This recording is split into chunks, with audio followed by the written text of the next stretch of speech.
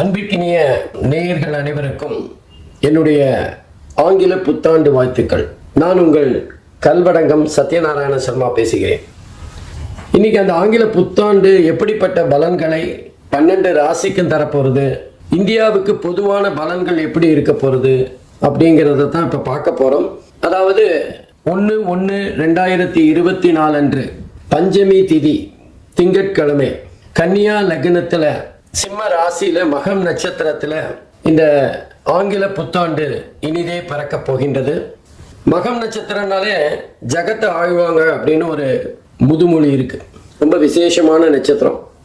அந்த நட்சத்திரத்தில் இந்த ஆங்கில புத்தாண்டு பிறக்கிறதுனால 2024 அப்படிங்கிற இந்த ஆண்டு நம்முடைய இந்தியாவை ஆளுகின்ற ஒரு ஆண்டாக இருக்கும். நம்ம இஷ்டப்படி நம்ம அந்த ஆண்டை கையில் எடுத்து நமக்கான வழிமுறைகளை எடுத்து செல்ற மாதிரி எல்லாம் இருக்காது. முழுஷா இந்த ஆண்டு இந்த ஆண்டு எப்படி போறது அப்படிங்கிறது இந்த ஆண்டோட கையில தான் இருக்கு. குறிப்பா சொல்லணும்னா இது ஒரு மாற்றத்திற்கான ஆண்டு. இந்த ஆண்டோட மிக முக்கியமான குறிக்கோள், லட்சியம் இதெல்லாம் சொல்லணும்னா மாற்றம் ஒன்றே மாறாதது அப்படின்னு சொல்லுவோம். அந்த மாதிரி இது மாற்றத்திற்கான மிக அற்புதமான ஆண்டாக இருக்க போகின்றது. ஏன் அப்படின்னு பார்த்தோம்னா, குறிப்பாக மகர ராசியில் சனி பகவானும் புளூட்டோ கிரகமும் இணைந்து கடந்த பல வருடங்களாக, அதாவது ஒரு 3-4 வருடங்களாக சஞ்சாரம் செய்து கொண்டிருக்கின்றது. பொதுவாக புளூட்டோ கிரகம் ஒரு ராசியில் 30-35 வருஷம் வரைக்கும் சஞ்சாரம் செய்வார். சனி பகவான் அந்த மகர ராசியில் ஒரு 2.5 வருஷம் சஞ்சாரம் செய்வார். மகர ராசிங்கிறது நம்ம இந்தியாவோட ராசி. ஆகவே இந்தியாவோட ராசியில புளூட்டோ கிரகமும் சனி கிரகமும் இணைந்து இருக்குமே ஆனால் அது மிகப்பெரிய ஒரு புரட்சியை ஏற்படுத்துகின்ற ஆண்டாகத்தான் இருக்கும். அதுவும் குறிப்பா ஜனவரி மாதம் 17ஆம் தேதி 2023 திருக்கணிதப்படி சனி பகவான் கும்பராசிக்கு பயிற்சி ஆகிறார். அதுக்கப்புறம் அதிசாரமா வக்கரமா அவர் மகரத்திலும் கும்பத்திலுமாக சஞ்சாரம் செய்து பலன்களை தந்து கொண்டிருக்கின்றார். திருநள்ளாறு வாக்கிய பஞ்சாங்கத்தின்படி டிசம்பர் மாதம் 20ஆம் தேதி 2023 சனி பகவான் பயிற்சியாகி மகரத்திலிருந்து கும்பத்துக்கு போறார். ஆகவே இந்த புளூட்டோவும் சனி பகவானும் பிரிகின்ற இந்த வேலை அப்படிங்கிறது ஒரு பெரிய மாற்றத்தை தருகின்ற வேலையா இருக்கும். உதாரணமா முன்னாடி எல்லாம் நம்ம உலகத்துல பார்த்தோம்னா அடிமைகளை விலைக்கு வாங்கி அவங்கள கொத்தடிமைகளாக வீட்டில் வேலை வாங்கிட்டு இருக்கிற ஒரு காலம் இருந்தது. இந்த அடிமை கொத்தடிமை போன்ற விஷயங்கள் எல்லாம் அழிக்கப்பட்டது. இந்த மாதிரி சனியும் புளூட்டோவும் ஒரே ராசியில சஞ்சாரம் செய்து பிரிந்த அந்த வேலை தான். ப்ராட்டஸ்டன்ட் அப்படிங்கிற ஒரு பிரிவு கிறிஸ்தவர்களிடம் இருக்கின்றது. அந்த ப்ராட்டஸ்டன்ட் வருவதற்கான காலமும் இது மாதிரி ஒரு ராசியில புளூட்டோவும் சனியும் இருந்து பிரிந்து சென்ற காலம்தான். அப்போ எந்த நாட்டுக்கு உரிய ராசியில அந்த புளூட்டோவும் சனியும் சஞ்சாரம் செய்து பிரிகின்றார்களோ அந்த நாட்டுக்கான பலன்களை அவர்கள் தருவார்கள். அப்படி பார்க்குறப்போ மகர ராசிங்கிறது இந்தியாவோட ராசி. இந்தியா ராசியிலேருந்து சனி பகவான் பிரிஞ்சு புளூட்டோலேருந்து பிரிஞ்சு வெளியில போறார் கும்பத்துக்கு. ஆகவே இந்தியாவுக்கான பலன்கள் மாற்றத்தை தருகின்ற மிகப்பெரிய ஒரு பலனாக இருக்கும். நீங்க எடுத்து பார்த்தீங்கன்னா கடந்த ஒரு 6 மாதமாக உலக அளவில் பெண்கள், இந்தியாவின் பெண்கள் உச்ச பதவிகளை பெற்ற வரலாறுகளை பார்க்கலாம். இனி வருகின்ற காலம் கூட இந்த மாதிரி பெண்கள் மிகப்பெரிய முக்கியமான பொறுப்புகளில் அமர்கின்ற ஒரு சூழ்நிலை கண்டிப்பாக ஏற்படும். எப்பெல்லாம் இந்த மாதிரி ஒரு புளூட்டோவும் சனியும் சேர்ந்திருந்து பிரிந்து செல்லுகின்றார்களோ அப்பெல்லாம் ஒரு புரட்சி வெடிக்கும். அப்போ ஏதாவது ஒரு மிகப்பெரிய கொடுமைகள் அகன்று நன்மைகள் நாட்டுக்கு கிடைக்கும். அந்த மாதிரி ஒவ்வொரு 30 வருஷமும், அதாவது இனி இந்த சனியும் அந்த புளூட்டோவும் சந்திப்பதற்கான வருடங்கள் அப்படின்னா திரும்ப ஒரு அந்த சனீஸ்வர பகவான் கும்பத்திலோ மீனத்திலோ திரும்பவும் சந்திக்க வேண்டி வரும். அப்பவும் கூட அது இந்தியாவோட ராசியா இருக்காது. அதனால இந்த காலகட்டம் இந்தியாவோட இந்த ராசி இதெல்லாம் மிகப்பெரிய ஒரு மாற்றத்தை இந்தியாவுக்கு தரப்போறது. அதுதான் 2024 பலாபலன்களாக இருக்கும். இயற்கை சீற்றம் இந்த காலகட்டத்தில் ரொம்ப கொஞ்சம் அதிகமாக தான் இருக்கும். குறிப்பாக தென்னிந்திய பகுதிகள் எல்லாமே எதிர்பாராத மிகப்பெரிய வெள்ளம், வெயில் எல்லா விஷயங்களிலுமே சீதோஷ நிலை அல்லது தட்பவெட்ப நிலையில் மாறுதல்கள் மக்களுக்கு ஒரு கஷ்டத்தை தருகின்ற அமைப்பாக இருக்கும். தண்ணி கேட்கும்போது தண்ணி கிடைக்காது, ஆனால் வெள்ளமாக தண்ணி வரும்போது தண்ணியை வேண்டான்னு சொல்லும். அதுதான் நிலைமையாக இருக்கும். அது மாத்திரம் இல்லை, மாறுதல் அப்படின்னு சொன்னோம். அப்போ தென்னிந்தியாவில் எடுத்துட்டாலும் சரி, இந்தியாவில் எந்த பகுதியில் எடுத்துட்டாலும் எங்கெல்லாம் குளிர் அதிகமாக இருக்கும்னு நம்ம நினைப்போமோ, அல்லது குளிர் பகுதி அப்படின்னு நம்ம குறிப்பிட்டிருக்கிற இடங்களுக்கெல்லாம் குளிர் மிதமாக இருக்கும். இது குளிராத ஒரு பகுதின்னு நினைச்சிட்டு இருக்கிற பகுதியிலெல்லாம் குளிர் கொஞ்சம் அதிகமாக இருக்கும். உதாரணமாக சென்னையில் குளிர் இந்த வருடம் அதிகமாக இருக்கின்ற ஒரு தன்மையை பார்க்கலாம். அதுக்கு மழையும் ஒரு காரணமாக இருந்தாலும் குளிரின் அளவு கொஞ்சம் அதிகமாக இருக்கக்கூடிய வாய்ப்புகள் இருக்குது. அதே மாதிரி நம்ம அண்டை நாடுகள் மூலமாக ஏதாவது போர் மேகங்கள், போர் வருவதற்கு வாய்ப்புகள் இல்லை, போருக்கான ஏதாவது முகாந்திரம் ஏற்பட்டு அது கடைசியில் பேச்சுவார்த்தையில் சரி செய்யப்படும்.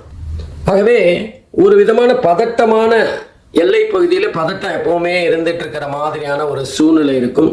அரசியல் தட்பவெப்பங்கள் கூட அப்பப்போ ரொம்ப பாதிப்பாகவும் அதே நேரத்தில் ரொம்ப கொந்தளிப்பாகவும் இருக்கின்ற ஒரு காலகட்டமாக இது அமையும்.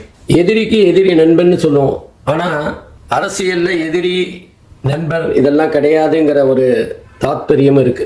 அந்த வகையில் எதிர்பாராதவர்கள் சேருகின்ற ஒரு மிகப்பெரிய மாறுதலை இந்த வருஷம் சந்திக்க போகிறோம். அதுக்கப்புறம் இந்த ஒரு புதிய நோய், கண்ணு சம்பந்தமாக ஏதாவது ஒரு நோய் வரக்கூடிய வாய்ப்புகள் இருக்குது. எப்படி நமக்கு கொரோனா மிகப்பெரிய ஒரு பாதிப்பை தந்து மக்களை முடக்கி போட்டதோ, அது மாதிரி கண்ணு சம்பந்தமாக ஏதாவது ஒரு சின்ன இனம் தெரியாத ஒரு நோய் பரவி வரக்கூடிய வாய்ப்புகள் இருக்கு. அதே மாதிரி மக்களுக்கு இருக்கிற மாதிரியே ஜீவராசிகளுக்கும் கால்நடைகளுக்கும் விஷ ஜுரங்கிற மாதிரி ஒரு ஜுரம் வந்து மிகப்பெரிய பாதிப்பை தரக்கூடும். இன்னும் சொல்லப்போனால் இந்த காலகட்டத்தில் மக்கள் மிகப்பெரிய ஒரு கொந்தளிப்பிலேயே இருக்கிற ஒரு சூழ்நிலை இருக்கும். ஏதோ நிம்மதி இல்லாத ஒரு காலகட்டமாக இந்த 2024 நகர்ந்து செல்லும். அதுவும் குறிப்பாக அந்த குரு பகவான் ஏப்ரல் மேல வந்து மேஷத்திலேருந்து ரிஷபராசிக்கு மாறுற வரைக்கும் பாதிப்பு கொஞ்சம் அதிகமாக தான் இருக்கும். நம்ம ஒன்று நினைக்க அது ஒன்று நடக்கிற மாதிரியான சூழ்நிலைகள் ஏற்படும். அங்கங்கே பார்த்தீங்கன்னா அந்த தொழில்நுட்பம், கணினி சம்பந்தப்பட்ட தொழில்நுட்பம் மிகப்பெரிய மேன்மையை இந்த காலத்தில் அடையும், உச்சத்தை அடைகின்ற காலமாக இருக்கும். கணினி சார்ந்த படிப்புகள் அமோகமாக மக்களால் வரவேற்கப்படும். எப்பெல்லாம் ஒரு விஷயத்தில் வளர்ச்சி இருக்கோ அப்போ அந்த விஷயத்தில் பின்னாடி ஏதாவது பாதிப்புகளும் இருக்கத்தான் செய்யும். அதே மாதிரி சைபர் கிரைம் அதிகரிக்கின்ற காலகட்டமாக இருக்கும். மோசடி பேர்வழிகள் புதுசாக ஏதாவது ஒரு வழியை கண்டுபிடிச்சு அதன் மூலமாக மக்களை ஏமாற்றுகின்ற காலமாக இருக்கும். பொதுவாக நம்ம ஏமாறும் போது தானே சில விஷயங்களை கற்றுக்கிறோம், எப்படி ஏமாறக்கூடாதுன்னு. ஆகவே புதிய புதிய கண்டுபிடிப்புகளுக்கு இந்த காலகட்டம் மிக அற்புதமாக இருக்கும். குறிப்பாக கணினி சார்ந்த துறைகள் உச்சத்தை தொடுகின்ற மேன்மையை பெறுகின்ற ஒரு காலகட்டமாக இருக்கும். இன்னும் சொல்லப்போனால் இதெல்லாம் கூட கணினினால் பண்ண முடியுமா அப்படிங்கிற ஒரு ஆச்சரியத்தை தருகின்ற வகையில் பல துறைகளுக்குள்ள அந்த கணினி மிகப்பெரிய தாக்கத்தை ஏற்படுத்தும். தொடர்ந்து நம்ம விவசாயம் பார்த்தீங்கன்னா இந்த வருஷம் ரொம்ப அமோகமாக இருக்கும். ஆனாலும் நமக்கு மனுஷங்களுக்கும் ஜீவராசிகளுக்கும் இருக்கிற மாதிரியே அந்த பயிர்களுக்கும் ஏதாவது நோய்கள் வரக்கூடிய வாய்ப்புகள் இருக்கு. அதற்கான புதிய மருந்து கண்டுபிடிக்கின்ற காலகட்டமாக இருக்கும். குறிப்பாக மருத்துவத்துறையின் மிகப்பெரிய அறுவடையை இந்த வருஷம் நம்ம பார்க்கலாம். பல விஷயங்களுக்கு அவங்க வந்து முன்னுதாரணமாக இருப்பார்கள். பல விஷயங்கள் புதுசாக கண்டுபிடிக்கக்கூடிய காலகட்டமாக இருக்கும். மக்கள் வந்து நட்பாக வாழ்வதை விட்டுவிட்டு எதிரிகளாக வாழ்கின்ற ஒரு சூழ்நிலை ஏற்படும். யாருக்கு யார் எதிரின்னே தெரியாத ஒரு கட்டம். எனக்கு பிடிச்சவங்க இவங்க, உங்களுக்கு பிடிச்சவங்க இவங்க, ஆகவே நம்ம 2 பேரும் எதிரிங்கிற மாதிரி சம்பந்தமே இல்லாமல் யாருக்காகவோ கண்ணுக்கு தெரியாத யாருக்காகவோ இவர்கள் சண்டை போட்டுக் கொள்கின்ற, தினசரி பார்த்து கொண்டிருக்கின்றவர்கள் சண்டை போட்டுக் கொண்டிருக்கின்ற ஒரு அதிசயம் நடக்கும். இதெல்லாம் மக்களுக்கு புரியறதுக்கு கொஞ்சம் நாள் ஆகும். இந்த 2024 முழுவதுமாகவே ஒரு குழப்பமான ஆண்டாகத்தான் இருக்கும். எப்பவுமே நம்ம ஒரு மாற்றம் ஏற்படுகிறதுனா அதுக்கு முன்னாடி மிகப்பெரிய குழப்பம் இருக்கணும். ஆகவே குழப்பத்துக்கு பிறகு அந்த குழப்பத்துக்கு விடையாக மிகப்பெரிய ஒரு மாற்றத்தை சந்திக்கின்ற ஆண்டாக இருக்கும். ஏற்கனவே சொன்ன மாதிரி மாற்றம் ஒன்றுதான், மாற்றம் இல்லாதுன்போம். அந்த மாதிரி நிறைய மாற்றங்களை சந்திக்கின்ற ஆண்டாக இந்த ஆண்டு இருக்கும். எது எப்படியானாலும் மக்கள் மிகப்பெரிய பாதிப்பை பெற்றாலும் முடிவில் சுபம், சினிமாவில் சுபம்னு போட்டு நல்ல சந்தோஷமான சூழ்நிலையை ஏற்படுத்துகிற மாதிரி இந்த 2024 இறுதி சில மாதங்களில் ரொம்ப ரொம்ப ரிலாக்ஸ்டாக மக்கள் சந்தோஷமாக இருக்கின்ற ஒரு காலகட்டமாக இருக்கும். ஆகவே இந்த 2024 மக்கள் எல்லாம் பெற்று எல்லா வகையிலும் முன்னேற்றங்களை அடைவதற்கு இறைவனை பிரார்த்திக்கின்றேன். ஒவ்வொரு ராசிக்கும் எப்படிப்பட்ட பலன்களை தரப்போறதுங்கிறத பார்க்கலாம். அன்பிற்கினிய மிதுன ராசி என்பர்களே, உங்கள் அனைவருக்கும் 2024 ஆங்கில புத்தாண்டு வாழ்த்துக்கள். இன்னைக்கு நம்ம ஆங்கில புத்தாண்டு மிதுன ராசி என்பர்களுக்கு எப்படிப்பட்ட பலன்களை தரப்போகிறது அப்படிங்கிறத தான் பார்க்க போகிறோம். மிதுன ராசிக்கு 4வது இடம் என்று சொல்லப்படுகின்ற சுகஸ்தானத்தில் கேது பகவான் சஞ்சாரம் செய்கிறார். இதுவரைக்கும் அஷ்டமஸ்தானத்தில் இருந்த சனி பகவான் அதிலேருந்து மாறி 9வது இடம் என்று சொல்லப்படுகின்ற பாக்யஸ்தானத்தில் சஞ்சாரம் செய்கிறார். ராகு பகவான் ஜீவனஸ்தானம் எனப்படும் 10வது இடத்திலும், குரு பகவான் மிதுன ராசிக்கு 11வது இடத்துல அருமையாக சஞ்சாரம் செய்து பலன்களை தர இருக்கின்றார். இந்த குரு பகவானை பொறுத்தவரை ஒரு 4 மாதம் அந்த 11வது இடத்துல இருந்தாலும் மீதி 8 மாதம் 12வது இடம் என்று சொல்லப்படுகின்ற பெரியஸ்தானம் அல்லது அயன சயன சுகஸ்தானத்துக்கு சஞ்சாரம் செய்து பலனை தர இருக்கின்றார். இந்த வருட கிரகங்கள் தான் பொதுவாகவே நம்ம கண்ணுக்கு தெரிகிற மாதிரியான பலன்களை கொடுக்கக்கூடியவை. மற்ற கிரகங்கள் எல்லாம் 10 நாள் 15 நாள் 20 நாள் அந்த மாதிரி தான் சஞ்சாரம் செய்கிறதுனால அதோட பலாபலன்கள் மாறிண்டே இருக்கும். ஆகவே இந்த வருட கிரகங்களின் பலன்களை பொதுவாக நம்ம தொகுத்தோம்னாலே ஒரு ராசிக்குரிய பலன்களை பார்க்கலாம். இப்போ முதல்ல நம்ம பார்க்க போகிறது ஒரு சந்தோஷமான விஷயத்தை பார்த்துடலாமே. மிதுன ராசிக்காரர்கள் கடந்த ஒரு 3 வருடங்களாக படாத பாடுபட்டு இருந்தாங்க. ஏன்னா சனீஸ்வர பகவான் அஷ்டமஸ்தானத்தில் ரொம்ப பலமாக வேற உட்கார்ந்துருந்தார். அதனால் அந்த சனீஸ்வர பகவான் அந்த அஷ்டமஸ்தானத்தில் இருக்கும்போது மிதுன ராசிக்காரர்களுக்கு மிகப்பெரிய பாதிப்பு. வாழ்க்கையில் நம்ம என்ன சொல்லுவாங்க, விரக்தியின் விளிம்புக்கே போயிட்டு வந்துட்டாங்கன்னு சொல்லுவாங்களே, அந்த மாதிரி ஒரு மிகப்பெரிய கஷ்டத்தை அனுபவிச்சுட்டு வந்திருக்காங்க இந்த மிதுன ராசிக்காரர்கள். நம்ம வாழ்க்கை இனிமேல் அவ்வளவுதான், இனிமேல் நம்மளால் தேராது அப்படின்னு நினைச்சுன்றவங்க, அப்படி இருந்தவங்க தான் இன்னைக்கு மீண்டு எழுந்து ஒரு அற்புதமான பலாபலன்களை தருகின்ற ஆண்டை நோக்கி நகர்ந்திருக்கிறாங்க. 2022 வரைக்கும் அந்த சனீஸ்வர பகவான் படாத பாடுபடுத்தினார். 2023 கொஞ்சம் மூச்சு விடுற மாதிரி இருந்தது. இப்போ 2024 அற்புதமான பலன்களை தரப்போகிறது. என்ன மாயம் செய்தார் இந்த ஆண்டவன் அப்படின்னு கேட்குற மாதிரி திடீர்னு ஒரு சடன் டர்ன், திடீர் திருப்பம். நம்ம சினிமாலெல்லாம் பார்க்குற மாதிரி 10 நிமிஷத்தில் ஒரு பெரிய மாற்றம் ஏற்பட்ட மாதிரியான ஒரு சூழ்நிலை தான் மிதுன ராசிக்காரர்களுக்கு. குறிப்பாக இந்த இடத்துல நம்ம ஒரு விஷயத்தை பார்க்கணும். மிதுன ராசிக்காரர்களுக்கு புத்திசாலித்தனம் அதிகம். ஏன்னா ராசி அதிபதி புதன். அப்போ எல்லா விஷயங்களையும் அவங்க புத்திசாலித்தனமாக அணுகியிருப்பாங்க. ஆனால் கடந்த 3 வருடங்களாக 2023 விட்டுருங்க, அது கொஞ்சம் பெட்டராக இருந்தது. 2022 வரைக்கும் அவங்களோட புத்திசாலித்தனம் எந்த வேலைக்கும் ஆகாது. அவங்க ஒன்று நினைக்க அது ஏதோ வேற திசையில் பயணம் செய்த சூழ்நிலையை தான் பார்த்துருப்போம். அதாவது நாம் ஒன்று நினைக்க கடவுள் வேற நினைக்கிற மாதிரியான ஒரு கட்டாயம். ஆனால் எல்லா விஷயங்களுமே நம்ம யோசித்து பார்த்தோம்னா எல்லாம் ஒரு நல்லதுக்கு தான். ஏதோ ஒரு காரண காரணத்தோடு தான் எல்லா விஷயங்களுமே நடக்கிறது. எந்த ஒரு விஷயமுமே சும்மா நடந்தில்லை. நமக்கு ஒரு கஷ்டம் வருது, ஒரு வேதனை வருதுன்னா அதுக்கு பின்னாடி ஒரு நிச்சயமாக ஒரு பாடம் இருக்குது நமக்குன்னு அர்த்தம். நமக்கு ஏதோ ஒரு கடவுள் சொல்ல வரார் அப்படின்னு அர்த்தம். ஆகவே இந்த கடந்த 3 வருடங்களாக மிதுன ராசி அன்பர்கள் படாத பாடுபட்டார்னு சொன்னோம். அப்படி இருந்தாலும் அந்த மிதுன ராசி அன்பர்களின் பொறுமை, அந்த கஷ்ட காலத்தில் அவங்க எடுத்த நடவடிக்கையில் அவங்களோட புத்திசாலித்தனம், இது எல்லாம் சேர்ந்து தான் அவங்கள அந்த நீச்சல் அடித்து கரையேற்றி விட்டுருக்கு. 2023 கொஞ்சம் லேசாக வெளிச்சம் தெரிஞ்சது. இப்போ தான் ஒரு நல்ல வெட்ட வெளியில் பிரகாசமான ஒளியில் மிதுன ராசி அன்பர்கள் 2024 காலடி எடுத்து வைக்கிறாங்க. ரொம்ப அற்புதமாக இருக்க போகிறது. அதனால தான் தனியாக அவங்களோட கஷ்டகாலம் போய் அந்த சனீஸ்வர பகவானும் சரி 9ல் இருந்தால், பொதுவாக 9 சனீஸ்வர பகவானுக்கு மிக அற்புதமான இடம் சொல்ல முடியாது. ஓடி போனவனுக்கு 9ல் சனின்னு சொல்லுவாங்க. இருந்தாலும் கடந்த காலத்தில் அஷ்டம சனியில் படாத பாடுபட்டவங்களுக்கு ஒரு ரிலீஃப், கொஞ்சம் ஓகே நம்ம வந்து ஓரளவுக்கு சமாளிச்சிடலாம் அப்படிங்கிற ஒரு எண்ணத்திலேருந்து கடந்த 2023 அந்த மாதிரி இருந்தது. இப்போ 2024 அற்புதமான பலன்களை பெற போகிறோம். நம்ம நினைச்சதெல்லாம் நடக்க போகிறது. நம்ம வாழ்க்கையில் ஒரு பெரிய சாதனையை செய்ய போகிறோம்.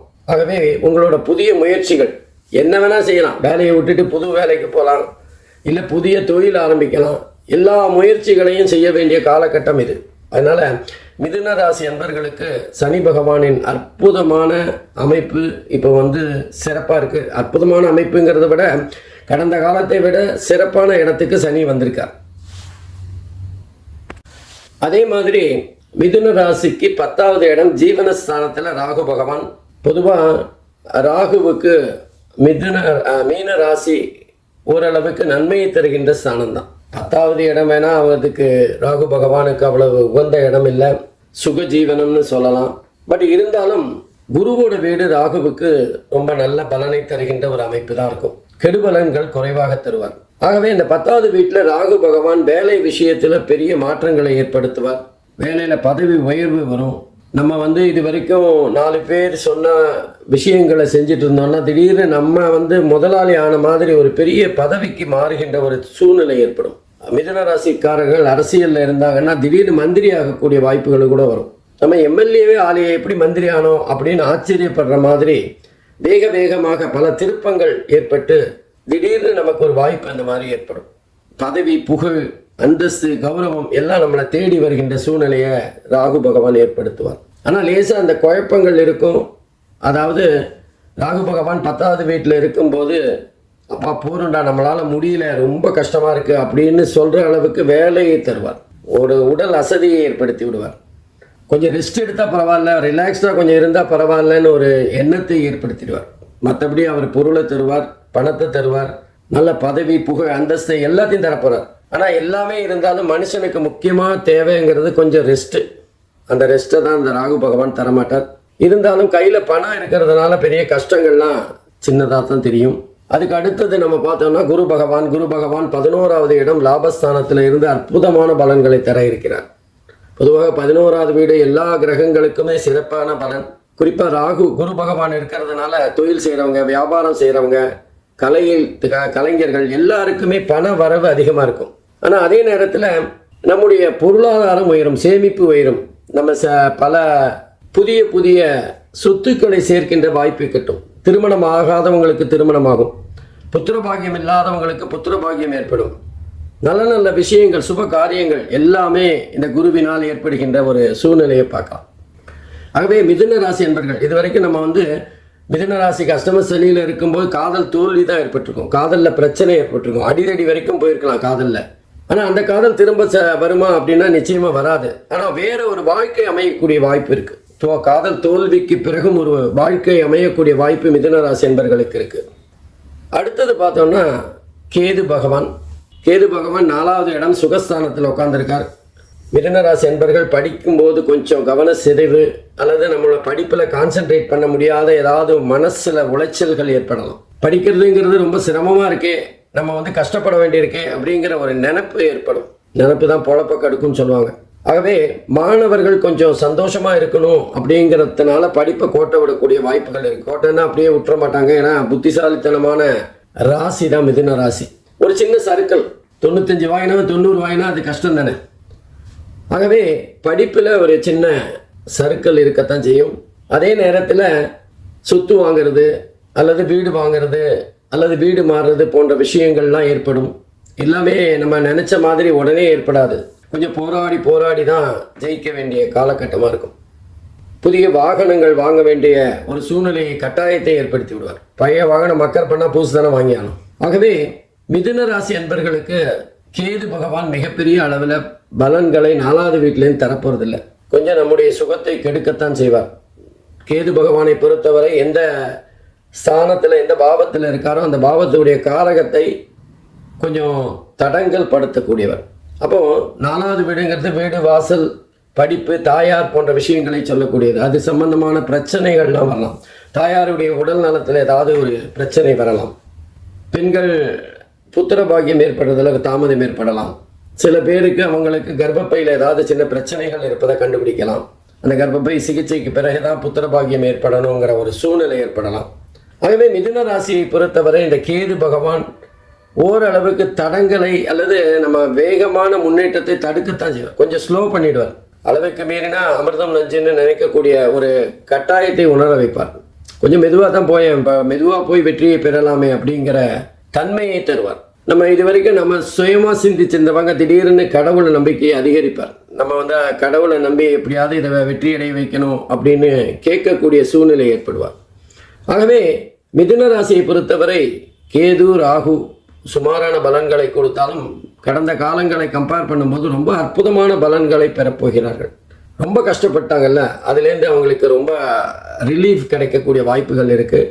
அதனால் மிதுன ராசிக்காரர்கள் புதிய புதிய முயற்சிகளை துணிச்சலாக பல விஷயங்களை மேலெடுத்து செல்லலாம். நன்றி, வணக்கம்.